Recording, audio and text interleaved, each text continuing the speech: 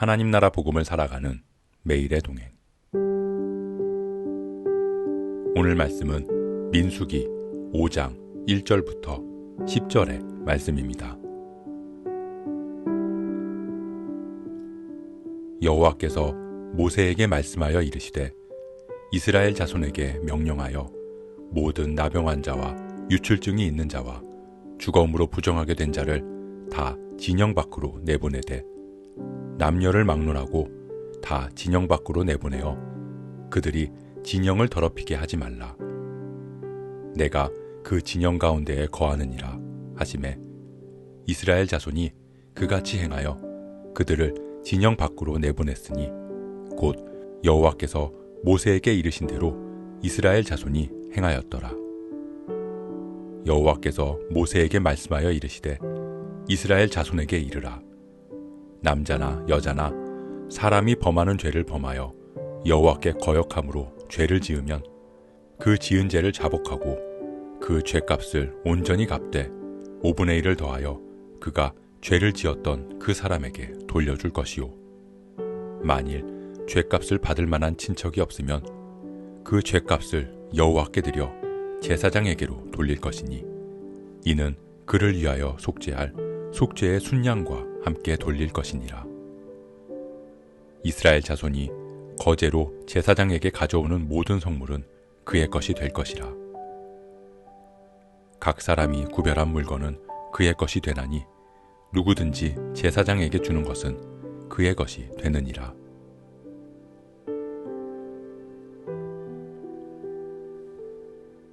각 지파별로 진영이 배치되고 회막의 직무가 정해진 이스라엘 백성들은 이제 하나님과 동행하는 광야에서의 삶이 본격적으로 시작되었습니다.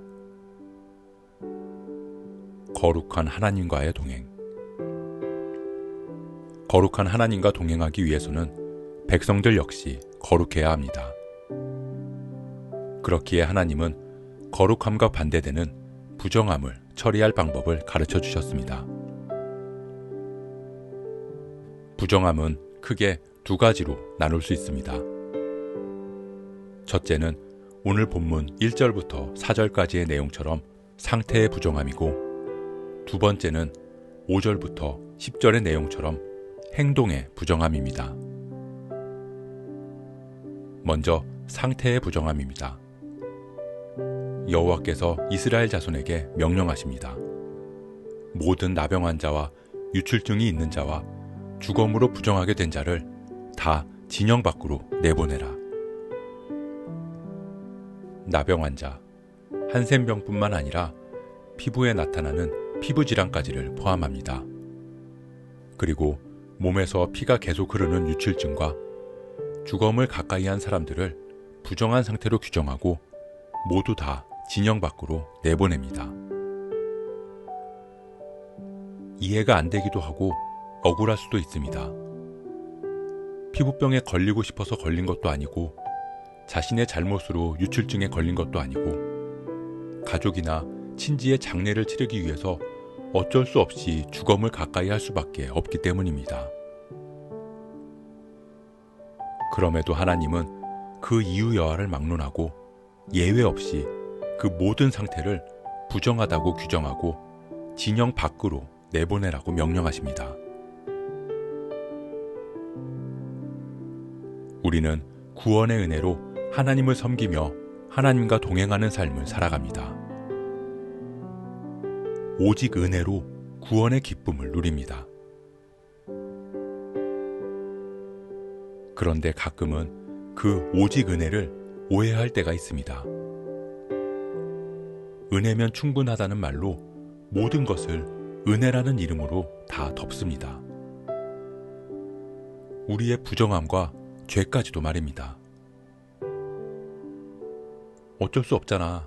이런 건 하나님도 다 이해해 주실 거야. 하나님은 사랑과 은혜의 하나님이라고 하잖아. 본질이 중요하지 하나님은 우리의 상태와 형식은 중요하게 생각하지 않으실 거야. 하지만 하나님은 네가 원해서 병에 걸린 게 아니구나. 어쩔 수 없으니 이해해 주마. 라고 말씀하지 않으십니다. 부정한 모든 사람은 반드시 진영 밖으로 나가서 부정함이 해결된 후에야 돌아올 수 있었습니다. 하나님은 무자비하고 긍휼이 없으신 분이기 때문일까요? 하나님은 우리가 알기를 원하셨기 때문입니다. 거룩한 하나님과 동행하기를 원한다면 우리가 부정의 상태를 알고 그 부정함을 가볍게 여기지 말고 엄격하게 생각하기를 말입니다.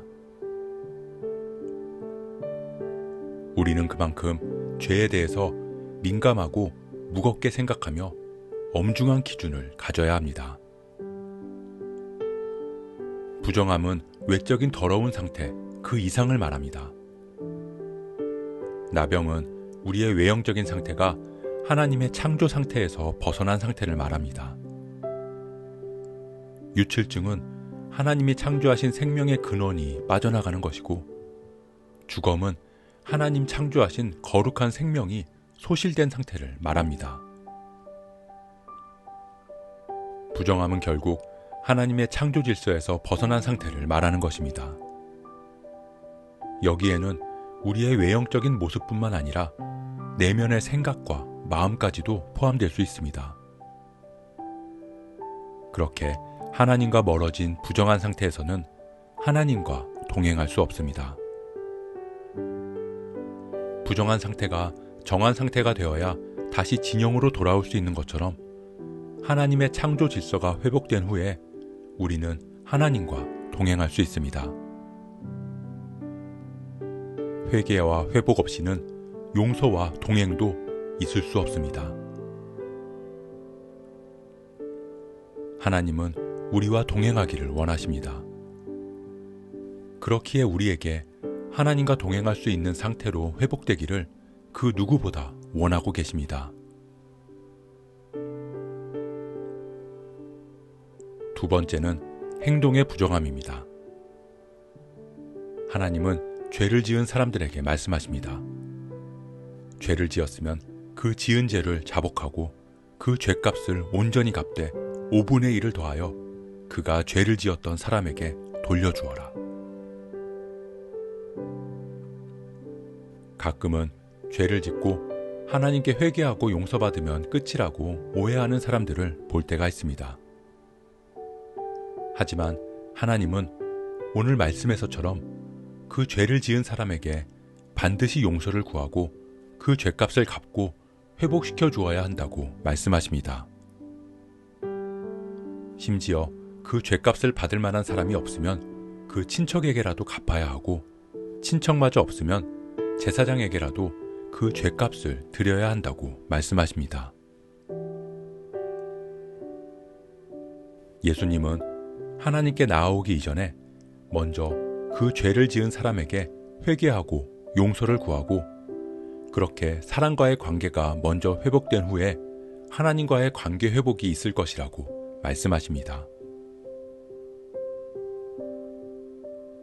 부정함이란 하나님의 창조 질서에서 벗어난 상태입니다.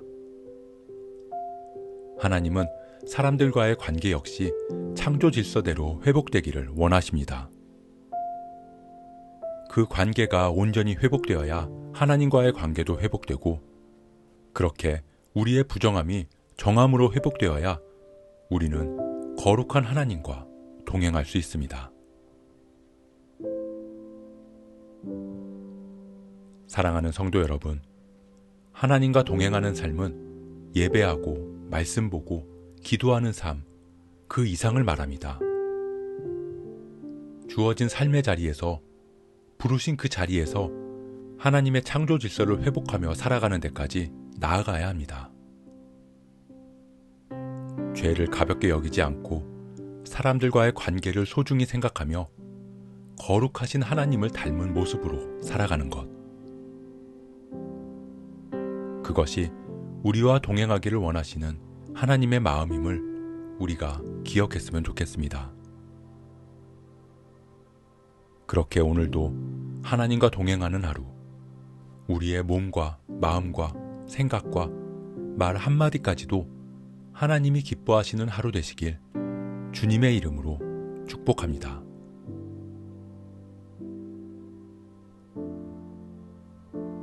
오늘 말씀 묵상하면서 기도함으로 마음에 새기겠습니다.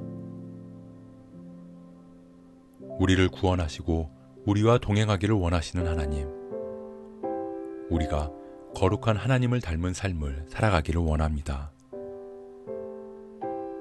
우리가 하나님의 거룩한 상태에서 벗어난 부정한 죄를 가볍게 여기지 않고 하나님의 마음으로 죄를 멀리하는 우리가 되게 하옵소서. 우리의 삶의 자리에서 우리의 말과 행동, 그리고 모든 관계에서 하나님 기뻐하시는 삶을 살아가게 하옵소서. 이 모든 말씀, 우리의 부정함의 모든 근원을 해결하신 예수 그리스도의 이름으로 기도합니다.